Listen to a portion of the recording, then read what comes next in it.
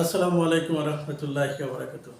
এই মুহূর্তে আমার আজকের এই ভিডিওটি দেশ এবং দেশের বাইরে বিশ্বের বিভিন্ন প্রান্ত থেকে যারা দেখছো তাদের প্রতি আমার আন্তরিক শুভেচ্ছা ও অভিনন্দন জানিয়ে শুরু করছি। আমি মোহাম্মদ মিরাজুল ইসলাম, সিনিয়র সহকারী শিক্ষক, চৌধুরী স্কুল অ্যান্ড কলেজ, পাশাপাশি সহপরিচালক হিসেবে দায়িত্ব পালন করছি স্কাইটাস technical school and BM college. সুপ্রিয় নবম দশম শ্রেণীর শিক্ষার্থী, তোমাদের যে ধারাবাহিক ক্লাস কার্যক্রম বীজগণিত, অর্থাৎ তাই সাধারণ গণিত অধ্যায় বীজগণিত নিয়ে আমি কিছুদিন আলোচনা করেছিলাম। আমি আর বিগত ক্লাসে তোমাদের সাথে শেয়ার করেছিলাম আমি বীজগণিত নিয়ে আর আলোচনা করবো না, এখন অন্যান্য অধ্যায় নিয়ে আলোচনা করবো। সেক্ষেত্রে আজকে আমি আমার যে অফলাইন স্টুডেন্ট আছে তাদের রিকোয়েস্ট ছিল যে স্যার আপনি ত্রিকোণমিতি নিয়ে আলোচনা করেন। স্যার আমি তো তাদের অনুরোধ রক্ষা করার জন্য আজকে থেকে ত্রিকোণমিতির যে ক্লাস শুরু করব। অবশ্যই তোমরা আমার সাথেই থাকবা। যারা ত্রিকোণমিতি দেখা ভয় পাও, সূত্র মনে রাখতে পারো না বা সূত্রের সমস্যা হয়, ত্রিকোণমিতি এমন একটা অঙ্ক যে অঙ্কে তোমার ইচ্ছা মতো তুমি সলিউশন করতে পারো। ত্রিকোণমিতি শব্দের অর্থ আছে তিন কোণের সমাহার, ঠিক আছে? তিন কোণের সমাহার। এখন ত্রিকোণমিতির সূত্রগুলো এত কিছু বোঝানো হচ্ছে, সূত্রগুলো কীভাবে সহজেই মনে রাখা যায় সেই ক্ষেত্রে আমরা কথা বলবো। অবশ্যই অবশ্যই অবশ্যই আজকের ভিডিওটা মনোযোগ সহকারে পুরো ভিডিওটা দেখবা এবং রিপিট দেখবা। কারণ একবারে তুমি না বুঝতে পারো, দ্বিতীয়বার, তৃতীয়বার, চতুর্থবার, যতবার মনে হয়েছে ততবার দেখবা। অবশ্যই তোমরা যতক্ষণ পর্যন্ত বোঝো ততক্ষণ পর্যন্ত চেষ্টা করবা। তবে তোমাদের প্রতি আজকে একটা রিকোয়েস্ট থাকবে এরকম যে তোমরা যারা নবম দশম শ্রেণীতে অধ্যয়নরত আছে, তোমাদের আশেপাশে যারা বন্ধু বান্ধব আছে, তোমাদের সহপাঠী, প্রিয় বন্ধু বান্ধব, সহপাঠী যারা আছে, নিজের আত্মীয় স্বজন যারা আছে, তাদের মাঝেও ভিডিওটা শেয়ার করবো অবশ্যই। আর যারা আমার ভিডিও বড় মানুষ দেখেন, যারা স্টাডি কন্টিনিউ করতেছেন না, তাদের সন্তান, বাগ্নী, আত্মীয় স্বজন যে বা যেখানেই থাক, আজকের ক্লাসটা অন্তত যেন সে মনোযোগ সহকারে দেখে, সেজন্য তার কাছে শেয়ার করে দিবেন। আশা করি সে উপকৃত হবে। এবং এই চ্যানেল অর্থাৎ মিরাজ স্যার নামে যে ফেসবুক পেজটা আছে, এই পেজটা ফলো দিয়ে অবশ্যই সাথে থাকবেন। আমি চলে যাচ্ছি সরাসরি বোর্ডে। আমরা এখন একটা লাকি 7 সাথের একটা অঙ্ক বুঝবো। সাত আমরা জানি একটা শব্দ, খুবই মানে সাত আমাদের সমাজে খুবই লাকি হিসেবে ধরা হয়। সমাজে আসলে অবশ্যই সাতরে লাকি চিহ্ন হিসেবে ধরা যায়। আমাদের ফুটবল বিশ্বের অন্যতম সেরা প্লেয়ার ক্রিশ্চিয়ানো রোনালদোর ফেভারিট বা তার জার্সি নাম্বার হচ্ছে 7। আমরা এখন দেখব কি কি যোগ করলে 7 হয়। কি কি যোগ করলে 7 হয়? 1 যোগ 6 সমান সমান 7, 2 যোগ 5 সমান 7, 3 যোগ 4 সমান 7, 4 যোগ 3 সমান 7, 3 যোগ 4 সমান 7, 5 যোগ 2 সমান 7, 6 যোগ 1 সমান 7। আমরা 7-এর অঙ্কটা ভালো মতো বুঝে গেলাম। কোন কোন অঙ্ক, কোন কোন মানে সংখ্যা যোগ করলে 7 আমরা বুঝে গেলাম। এখানে অবশ্যই বিয়োগ হবে না, ঠিক আছে? 1 যোগ 7, 2 যোগ 5, 3 যোগ 4, 4 যোগ 3, 3 যোগ 4, 3 যোগ 4, 4টা একবার করা এসেছে, ঠিক আছে? এটা বাদ।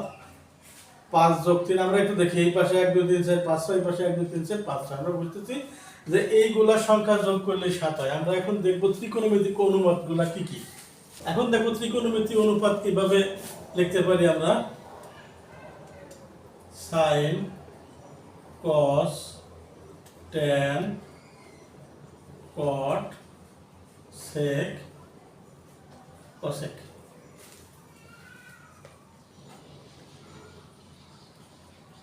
একটু বলে রাখি, তোমাদের এই অধ্যায় থেকে অবশ্যই অবশ্যই অঙ্কে আসবে। যারা এসএসসি পরীক্ষার্থী 2026-27 যারা আছো, তাদের জন্য এই অধ্যায়গুলো খুবই গুরুত্বপূর্ণ। অনেকেই ভয়তে করতে চায় না। আমি আজকে যে সূত্র আলোচনা করব, অবশ্যই সূত্রগুলো তোমার কমপ্লিট হয়ে যাবে। সাইন এর সাথে সম্পর্ক কার? কোসেক। এর সাথে কার সম্পর্ক? 6। তাহলে সাইনের সম্পর্ক হচ্ছে কোসেক। তার মানে সাইন সমান 1/কোসেক, ঠিক আছে? এবার 2 এর সাথে সম্পর্ক কার? 5 এর। 2 এর সাথে সম্পর্ক কার? 5 এর। তার মানে 1/sec। 3 এর সাথে সম্পর্ক কার? সাইড এর, 1/cot, ঠিক আছে? এখন 4 এর সাথে সম্পর্ক কার? 3 এর। তার মানে 1/tan। 5 সমকার 2 তার মানে 1/cos। 6 সমকার 1 তার মানে 1/sin। কি সহজ না? অত্যন্ত সহজ। এখন এর বাইরেও আরো দুইটা সংখ্যা আমাদের করতে হয় বা লিখতে হয়। এটা হচ্ছে tan আর cot। tan সমান সমান sin বাই cos,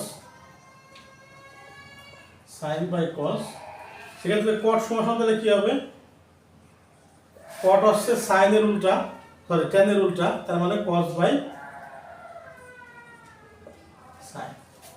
এইগুলো আছে ত্রিকোণমিতিক অনুপাত। আমরা যদি tan সমান সমান sin বাই cos, cot হচ্ছে tan এর উল্টা, মানে cos বাই sin। এটা কি বোঝা গেছে? আশা করি এই 6 অঙ্ক সমস্যা হবে না।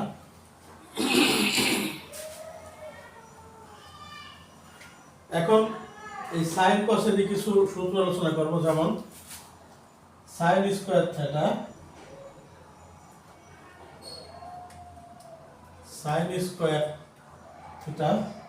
প্লাস cos স্কয়ার থিটা সমান 1। এইটার মধ্যে দেখলে দুটো সূত্র করা যায়, আরো দুটো সূত্র করা যায়। কেমন সূত্র? যেমন মনে করো এখানে করা যায় sin square theta equal 1 cos square theta. এটা মাইনাস এটা প্লাস হয়ে গেল, সরি প্লাস মাইনাস হয়ে গেল। যদি cos স্কয়ার থিটা করি তাহলে 1 sin স্কয়ার থিটা। এটা থেকে দুটো সূত্র হয়ে গেল, ঠিক আছে? তারপরে আরেকটা সূত্র আছে কি, sec square theta minus tan square theta সমান 1। এখন যদি আমরা sec স্কয়ার থিটার মান বের করি, sec স্কয়ার থিটা সমান 1 প্লাস tan স্কয়ার থিটা। যদি tan স্কয়ার থিটার মান বের করি, তাহলে 1 sec স্কয়ার থিটা। এটা গেল 2 নাম্বার। এবার 3 নাম্বার যদি বের করি আমরা, 3 নাম্বার আছে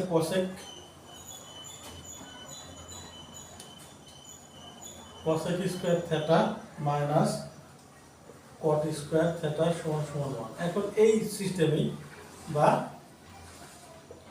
cosec স্কয়ার থিটা সমান 1 প্লাস cot স্কয়ার থিটা, যদি আবার বের করি cot স্কয়ার থিটা, তাহলে হবে কি 1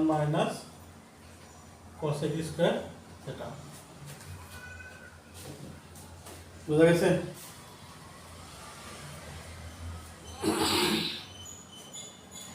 সূত্র অনেকগুলো সূত্র আছে, তো এই সূত্র অবশ্য একদিনে কমপ্লিট করা সম্ভব হবে কিনা, ভিডিওটা অনেক বড় হয়ে যাবে এবং তোমাদের বুঝতেও সময় লাগবে, ঠিক আছে? তো আজকে আমি যে পর্যন্ত আলোচনা করলাম, আমি চাইতেছি না আলোচনাটা দীর্ঘায়িত করবার, একবার যদি দিয়ে দিই তাহলে অবশ্যই তোমাদের এটা বুঝতে এবং নিজের আয়ত্তে বা আত্মস্থ করতে সময় লাগবে। আজকে যে কয়েকটা সূত্র নিয়ে আলোচনা করেছি, সূত্রগুলো তোমরা আজকে খাতায় নোট করো এবং তোমরা যথোপযুক্তভাবে সমাধান করার চেষ্টা করো। তো সুপ্রিয় শিক্ষার্থী, আমি আমার ক্লাসটা আজকের মতো এখানেই সমাপ্ত করছি। তোমরা সবাই ভালো থাকবে, তোমাদের সুস্বাস্থ্য কামনা করে শেষ করছি। খোদা হাফেজ।